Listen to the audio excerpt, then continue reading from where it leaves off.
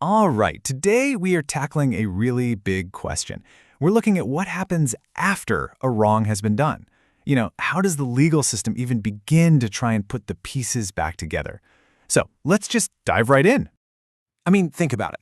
What happens when someone wrongs you and the law has to step in to try and make it right? We all have this gut feeling about what's fair, but when someone's negligence or their actions just shatter that, what does making it right actually look like in the eyes of the law? That right there is the core question we're getting into today. Okay, so to really get a handle on the remedies, we first have to understand the world they live in. And that world is called tort law. So, what on earth is a tort? It sounds a little old-fashioned, but it's a super important legal term. Think of it simply as a civil wrong. This isn't about the police and criminal courts. No. This is about one person's actions causing some kind of loss or harm to another person, and the law stepping in to figure out how to deal with that. And this is a really crucial distinction to make. Look at this comparison. On one side, you've got criminal law. The goal there, punishment. The state prosecutes someone to hold them accountable. But on the other side, you have tort law.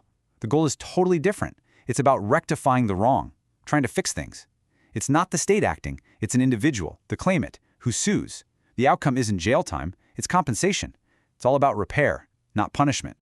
Okay, so if the whole point is to repair the harm, how does the law actually do it? Well, the main tool in its toolbox is something we're all very, very familiar with. Yep, it's money. In the vast majority of these tort cases, the remedy is a payment of money. The legal term for this is damages, and it is, by far, the #1 way the legal system tries to fix a civil wrong. And this chart really just drives that point home, doesn't it? Look at that giant slice for monetary damages. Sure, there are other remedies, and we're going to talk about those in a minute, but they are just slivers in comparison. Money is the dominant tool in the tort law toolbox, hands down. But this brings up a really important question. What's the point of the money? What is it actually supposed to accomplish? Right? Is it to punish the person who did the wrong? Or is there something else going on here? Turns out there's a whole legal philosophy, a core principle that guides this entire process.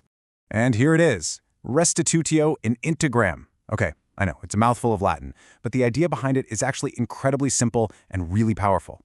The goal is to restore the claimant, the person who was harmed, to the position they were in before the tort ever happened. It's about making them whole again.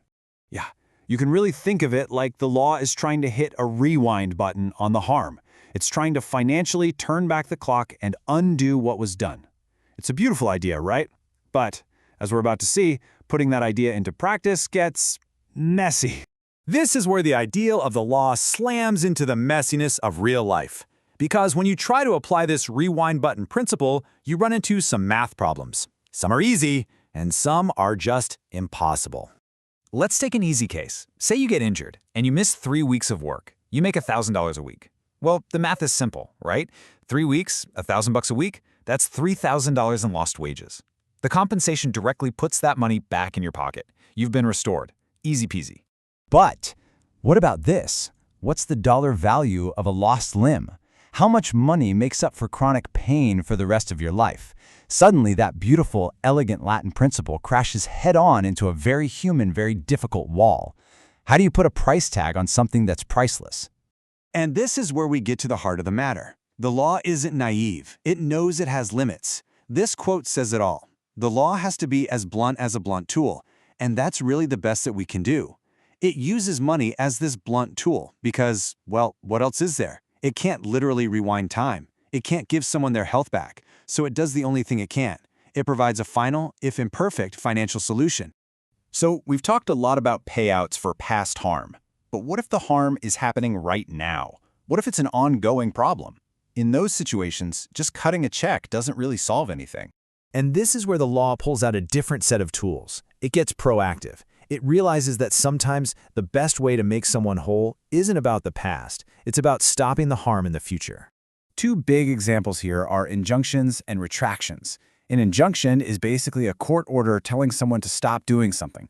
It's a big red stop sign from a judge, like ordering a factory to stop dumping chemicals into a river.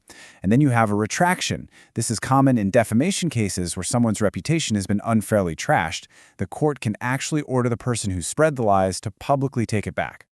So when you pull it all together, what's the big takeaway here? Well, the law of torts, it has this really noble goal, right? To undo a wrong. And it has these tools, money, court orders, to try and do it. But at the end of the day, every single one of these remedies is just an imperfect attempt to fix something that might be completely irreversible. They're human solutions to deeply human problems. And that really leaves us with this one big, lingering question. In this attempt to put a price tag on pain, on loss, on suffering, the law is doing the best it can. But it really forces you to wonder, can justice ever truly be a number?